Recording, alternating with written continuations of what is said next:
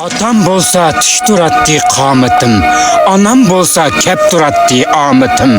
Atam bolsa oxşamaydım özümge, anam bolsa yaş dolmaydı közümge.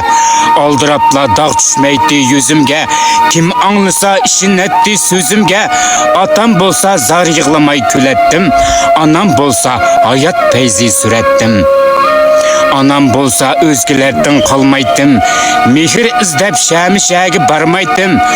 Köңülni dep xalığançı azmaydım. Atam bolsa işlerim muaqqatdi, anam bolsa ıllık bağrı yaqatdi. Özgülerimi on gözüde baqatdi, yetlimestin arısıga qatatdi. Atam bolsa men qadirge yetetdim, anam bolsa apaş qılıp itetdim. Ular üçün men cenimden keçetdim, bilgen bolsam men baştıla ketmeydim.